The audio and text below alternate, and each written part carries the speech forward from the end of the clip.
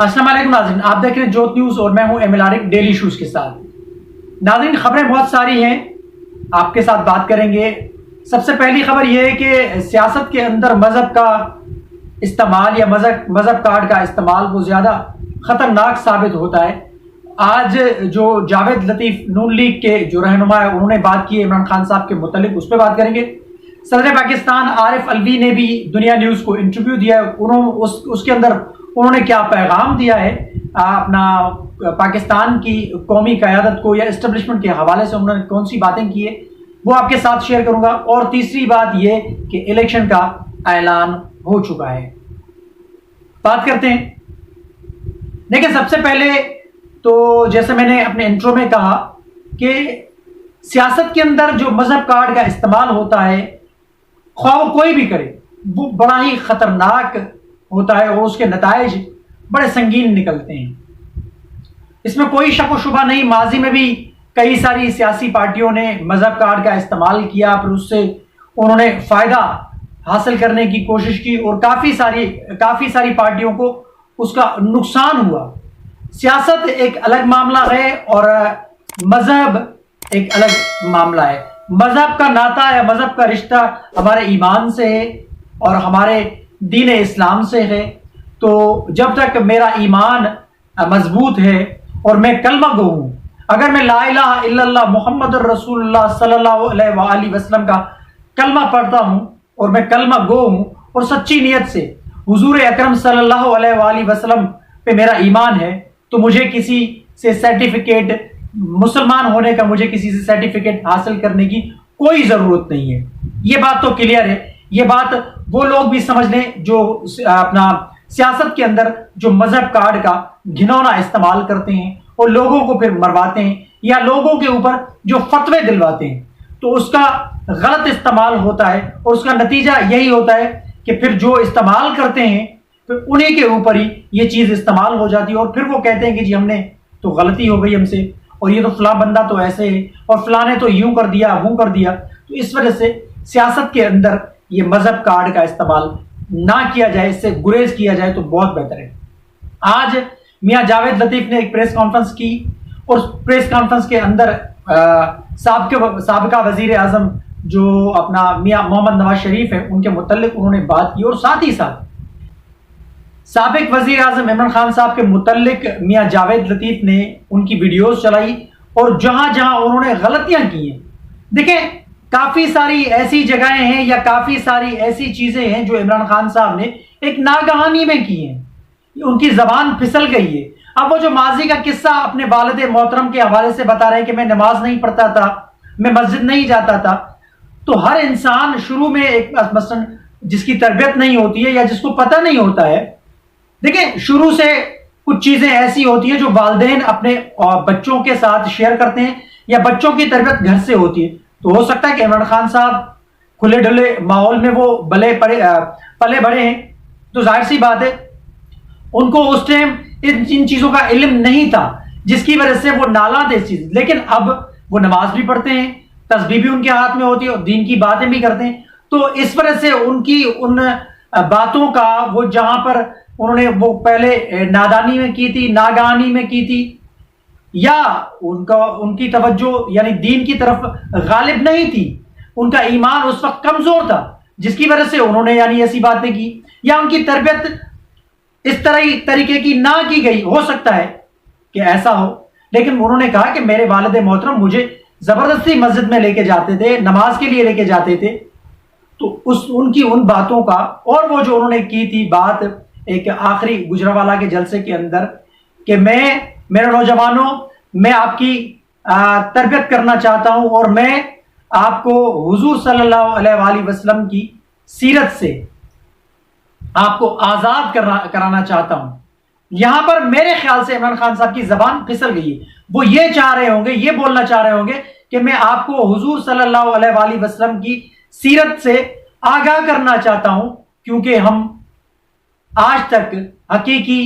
آزاد نہیں ہوئے اس غلامی کے تحت وہ جو بات کر رہے تھے، تاکہ نبی کریم صلی اللہ علیہ وآلہ وسلم نے جو حقیقی معنی میں ایک غلامی کی زنجیریں توڑی تھی، غلامی کے توق توڑے تھے اور لوگوں کو آزاد کروایا تھا، وہ مثال دینے کی عمران خان صاحب نے کوشش کی تھی، لیکن اس کو آپ اس طریقے سے استعمال کریں، ان کو آپ ایک مذہب کارڈ کا رنگ دے کے اور مذہب کا نام استعمال کر کے عمران خان صاحب کو خدا نہ خواستہ آپ ان کو قتل کروانا چاہتے ہیں یا کیا کروانا چاہتے ہیں، یہ غلط ہے۔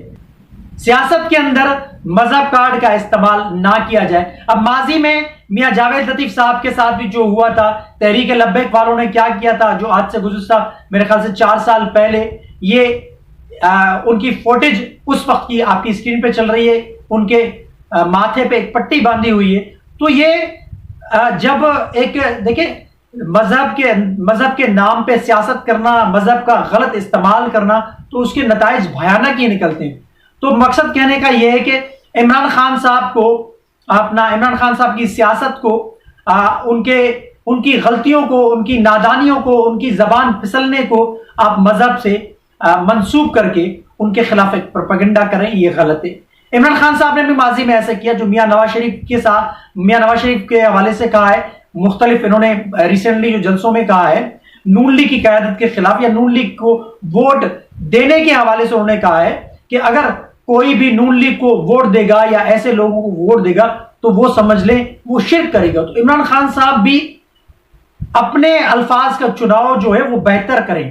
نہ کہ وہ بھی سیاست کے اندر مذہب کو لے آئے اور مذہب کارڈ استعمال کر کے آپ لوگوں کو خدا نہ خواستہ آپ کس قسم کی یہ لوگوں کی تربیت کر رہے ہیں، آپ تو لوگوں کے احساسات کو مجروح کر رہے ہیں۔ شرک یہ ہوتا ہے کہ اللہ تعالیٰ کی ذات کے ساتھ اگر کسی کو منسوب کیا جائے تو اس کو شرک کہا جاتا ہے۔ اللہ کی ذات کو کم کر کے اور دوسرے بندے کو اس پہ فوقیت دینا، اسے شرک کہا جاتا ہے۔ یہ شرک نہیں ہے، یہ سیاست ہے کہ آپ کی مرضی ہے، آپ کا ایمان ہے، آپ کا ایمان یہ ہے کہ سیاست کے حوالے سے آپ کا ایمان ہے، آپ جس کو بہتر سمجھے آپ ووٹ دیں، نہ کہ آپ کسی کو یہ بولیں کہ اس کو ووٹ دیں تو آپ جنت میں جائیں گے، اس کو ووٹ دیں تو آپ دوزخ میں جائیں گے، اور اس کو اگر آپ نے ووٹ دیا تو یہ شرک ہوگا۔ تو عمران خان صاحب آپ بھی ذرا خیال کریں اور تحمل کا آپ مظاہرہ کریں اور آپ تربیت کریں لوگوں کی، لیکن بہترین تربیت کریں۔ اگر آپ کو پتہ نہیں تو اس میں آپ ڈیپلی نہ جائیں برائے مہربانی کر کے۔ تو سیاست کے اندر مذہب کارڈ کا استعمال انتہائی خطرناک ہے، بڑا خطرناک ثابت ہوگا سب کے لیے۔ تو سیاست کے اندر مذہب کارڈ کا استعمال نہ کیا جائے۔ صدر پاکستان عارف الوی نے بھی جو آج انٹرویو دیا ہے کامران خان کو، گزشتہ 2 روز پہلے جو عمران خان صاحب نے بھی انٹرویو دیا تھا، اب ان کی بھی بات ہوئی ہے، لیکن صدر پاکستان عارف الوی صاحب نے ایک میکینزم بتایا ہے اور انہوں نے تصدیق کی اس چیز کی کہ گزشتہ 1 سے 1.5 ماہ کے دوران میری ملاقاتیں ہو رہی ہیں مختلف سیاسی تنظیموں کے حوالے سے بھی، جو پارلیمانی پارٹیز ہیں ان کے ساتھ بھی، موجودہ پرائم منسٹر میاں شہباز شریف کے ساتھ بھی ان کی ملاقاتیں ہوئی ہے، ٹیلی فونک رابطہ ہوا ہے ان کے ساتھ، جنرل باجوہ صاحب کے ساتھ بھی ان کی ملاقاتیں ہوئی ہے۔ یعنی پردے کے پیچھے بیک ڈور جو معاملات ہوئے تھے،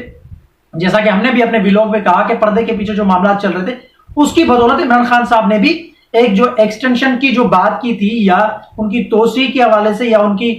یعنی الیکشن ٹل ایکسٹینشن کے حوالے سے جو بات کی، وہ یہی تھی کہ پردے کے پیچھے بیک ڈور جو رابطے ہو رہے تھے اس کی تصدیق آج صدر پاکستان عارف الوی نے بھی کر دی۔ اور عارف الوی صاحب نے بھی یہ کہا ہے کہ دیکھیں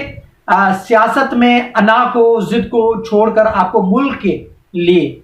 اناؤں کو چھوڑنا پڑے گا، ضد کو چھوڑنا پڑے گا اور ٹیبل پہ آنا پڑے گا۔ اس میں کوئی شک و شبہ نہیں ہے، ایک واحدی حل ہے پاکستان کو مستحکم بنانے کے لیے، پاکستان کی معیشت کے لیے کوئی راستہ نکالنے کے لیے، اور پاکستان کے اندر جو سیاسی عدم استحکام ہے اس کو بھی یعنی ختم کرنے کے لیے، پاکستان کے اندر ایک سیاسی استحکام پیدا کرنے کے لیے سب کو ایک پیج پر آنا ہوگا اور یونٹی کا مظاہرہ کرنا پڑے گا، جو صدر پاکستان جناب عارف الوی صاحب نے کہا ہے۔ دیکھیں یہ سارے معاملات پردے کے پیچھے ہوتے ہیں، جس کی وجہ سے یہ ساری چیزیں آہستہ آہستہ آپ کو مزید نظر آئیں گی، اور ہو سکتا ہے کہ مزید کچھ دنوں میں کچھ مزید اور بھی بہتری ہے۔ تو صدر پاکستان کا کہنے کا مقصد یہ تھا، ہیں تو وہ تحریک انصاف کے یعنی ایک رہنما ہے، تو انہوں نے ظاہر سی بات ہے اپنی پارٹی کو بھی ایک سامنے رکھنا ہے، تو عمران خان صاحب کی باتوں کے حوالے سے انہوں نے کہا، اور بالآخر انہوں نے یہ بھی کہا ہے کہ واحد حل تو یہی ہے کہ فیئر اینڈ فری الیکشن کرائے جائیں۔ اگر ان سے پوچھا گیا کہ جی پھر یہ جو سیلاب کی صورتحال ہے تو یہ مسائل میں گرے ہوئے ہیں ہم، تو اس کا کیا حل؟ تو انہوں نے کہا کہ دیکھیں صرف ایک چیز کی وجہ سے آپ دوسرے مسئلوں کو یا دوسرے مسائل کو آپ روک نہیں سکتے. آپ دونوں جانب کام کریں. آپ ریہیبلیٹیشن بھی ہو رہی ہے اس پہ بھی کام کریں, اور ملک کے اندر سیاسی استحکام پیدا کرنے کے حوالے سے جو ریفارمز ہیں اس پہ بھی کام کریں. تو انہوں نے کہا کہ الیکشن کے حوالے سے بھی بات چیت کرنا چاہیے, کیونکہ دیکھیں اگر موازنہ کریں تو 8 مہینے اور 4 مہینے, اگر 4 مہینے آگے پیچھے کر کے آپ نے الیکشن کرانے ہیں, الیکشن تو ہونے ہی ہیں, تو الیکشن اگر کچھ عرصہ پہلے ہو جائے تو ملک کے اندر جو سیاسی عدم استحکام ہے وہ استحکام میں تبدیل ہو جائے گا اور یہ تلخیاں ختم ہو جائیں گی. انہوں نے بارہا یہ زور دیا کہ میری سب کے ساتھ یہ بات چیت ہو رہی ہے اور مجھے امید ہے, میں پر امید ہوں اور میں کانفیڈنٹ ہوں کہ یہ انشاءاللہ تعالی معاملات جلد سے جلد حل ہو جائیں گے, اور یہ سارے جو اسٹیک ہولڈرز ہیں پاکستان کے اندر وہ سب مل بیٹھ کے ایک کوئی نہ کوئی راستہ ضرور نکالیں گے, اور راستہ نکلنے والا ہے. انہوں نے ایک امید ظاہر کی. تو مقصد کہنے کا یہ کہ آج صدر پاکستان عارف الوی نے بھی یہ بات کی ہے. تو یہ جو ساری چیزیں ہو رہی ہیں, سارے معاملات جو ہو رہے ہیں, خدا کرے ایسا ہو ملک کی جو معیشت ہے اس کو بھی ایک